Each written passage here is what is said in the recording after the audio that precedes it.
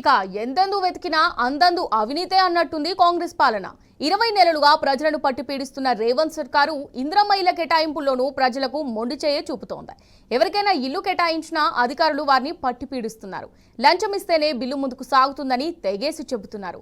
రాష్ట్ర ఇరిగేషన్ శాఖ మంత్రి ఉత్తమ్ కుమార్ రెడ్డి సొంత నియోజకవర్గమైన హుజూర్ నగర్లోని బయటపడిన అవినీతి బాగోతమే ఇందుకు సాక్ష్యంగా నిలుస్తోంది. జాన్ పహాడ్ గ్రామానికి చెందిన ఓ గిరిజన కుటుంబానికి ఇందిరమ్మ ఇంటిని కేటాయించారు అధికారులు. అయితే అప్పటి నుంచి ఆ గ్రామ కార్యదర్శి లంచం ఇవ్వాలంటూ వారిని వేధిస్తున్నాడు. ఇల్లు బిల్ మంజూరు కావాలంటే 20,000 ఇవ్వాల్సిందేనని ఫోన్లో డిమాండ్ చేశాడు. లంచం ఇవ్వకుంటే ఇల్లు రద్దు చేస్తామంటూ బెదిరించాడు. ఆడియో వెలుగులోకి రావడంతో కాంగ్రెస్ పాలనలో అధికారుల అసలు రంగు బట్టబయలైంది.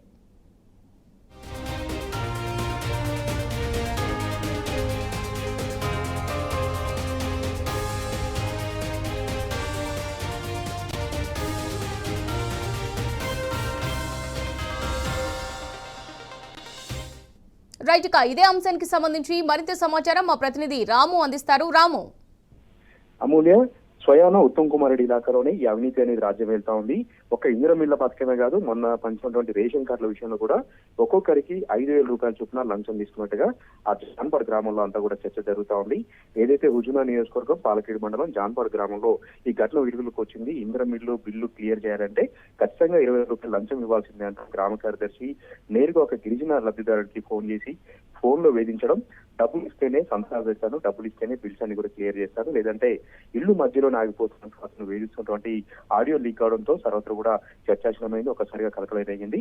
స్వయాన ఉత్తమ్ కుమార్ రెడ్డి ఇలాకాలో ఇలాగా ఉంటే మారుమూల గ్రామాల్లో, మారుమూల తండాల్లో, మారుమూలటువంటి పట్టణాల్లో ఈ విధమైనటువంటి పరిస్థితులు అర్థం చేసుకోవచ్చు కూడా సర్వత్ర కూడా రాజకీయ నాయకులందరూ కూడా చర్చించుకుంటున్నారు.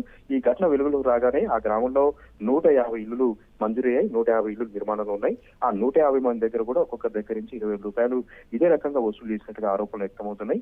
ఈ ఆడియో అనేది బయటకు రాగానే అధికారులందరూ కూడా అప్రమత్తం కాగానే వెంటనే అక్కడ ఉన్నటువంటి కాంగ్రెస్ పార్టీ నాయకులు ప్రతి ఒక్కరి ఇళ్లలోకి వెళ్లి ఆ లబ్ధిదారుల ఇళ్లలోకి వెళ్లి ఎదిరించినట్టుగా చెప్తా ఉన్నారు.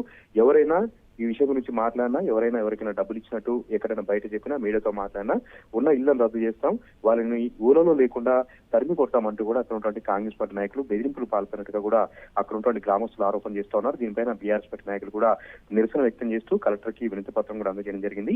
ఎట్టి పరిస్థితుల్లో నెగ్గు తేల్చాల్సిందే, ఎన్ని వేల రూపాయల డబ్బులు చేతులు మారుతా ఉన్నాయి, ఇక్కడ ఎంతమంది దగ్గర డబ్బులు తీసుకున్నారు, గ్రామ కార్యదర్శి వెనుక ఎవరెవరు ఉన్నారు, ఎలాంటి కాంగ్రెస్ పార్టీ నాయకులు ఉన్నారు, వీళ్ళందరూ తలా ఇంత పంచుకుంటున్నారా లేదంటే అధికారులు ఒక్కరే పంచుకుంటున్నారా అనేటువంటి విషయాలన్నీ కూడా నెగ్గు తేల్చాలంటూ కూడా బీఆర్ఎస్ పార్టీ నాయకులు అక్కడ డిమాండ్ చేస్తా ఉన్నారు.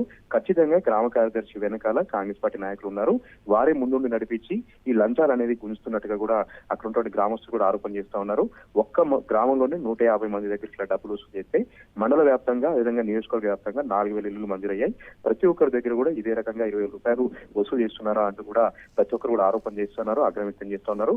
వాళ్ళు అసలే నిరుపేదలు, గిరిజన కుటుంబానికి సంబంధించిన వాళ్ళు పొట్టకు లేకుండా, నిలోనీళ్ళు లేకుండా ఏదో ఇల్లు కట్టుకుందామంటూ వాళ్ళు ప్రభుత్వం ఇచ్చినటువంటి సాయంతో ముందుకు పోదాం అనుకుంటే ఈ విధంగా కాంగ్రెస్ పార్టీ నాయకులు, అధికారులు జలగల్లాగా పట్టి ఏ విధంగా పీడిస్తున్నారంటూ కూడా ప్రతి ఒక్కరు ఆగ్రహం వ్యక్తం చేస్తున్నారు. ఉత్తమ్ కుమార్ రెడ్డి మాత్రం ఇప్పటి వరకు స్పందించలేదు, అధికారులు స్పందించలేదు.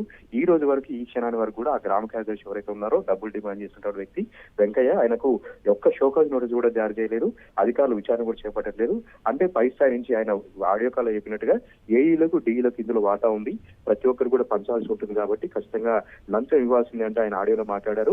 ఆయన మాట్లాడే విధంగా ప్రతి ఒక్కరు కూడా లంచాలు అనేది వాటా వెళ్తుంది అనేటువంటి చర్చ కూడా స్వరత్వం కూడా సాగుతుంది. దీనిపైన లోతుగా విచారణ చేయాలి.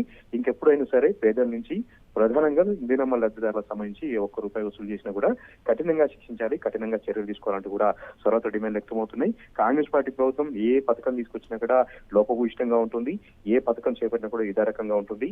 గ్రామంలో కాంగ్రెస్ పార్టీ నాయకులు చేసినటువంటి అరాచకాలకు ఇది ఒక మచ్చుతునకగా చెప్తా ఉన్నారు. చాలా బయటపడకుండా ఉంటాయి, ఇది ఒక్కరు మాత్రం బయటపడినట్టు కూడా చర్చ నడుస్తా ఉంది. పేదలు మాత్రం మనోవేదనకు గురవుతూ ఉన్నారు. ఎవరి దగ్గరైనా ఏదైనా పథకానికి సంబంధించినట్టు వెళ్ళాలంటే లంచాలు ఇచ్చుకోలేక చాలా మంది కూడా మనోవేదన గురవుతున్నారంటూ కూడా గ్రామంలో ఒక చర్చ నడుస్తా ఉంది. కాంగ్రెస్ పార్టీ వచ్చిన దగ్గర నుంచి కూడా ఇదే రకంగా గ్రామంలో పరిస్థితున్నట్టు కూడా చెప్తా ఉన్నారు. మాట వింటే సరే, లేదంటే దాడులకు పాల్పడుతున్నారంటూ కూడా కాంగ్రెస్ పార్టీ నాయకుల పైన ఆగ్రహం వ్యక్తం చేస్తూ ఉన్నారు. సూర్యాపేట కలెక్టర్ ఇప్పటికైనా స్పందించాలి.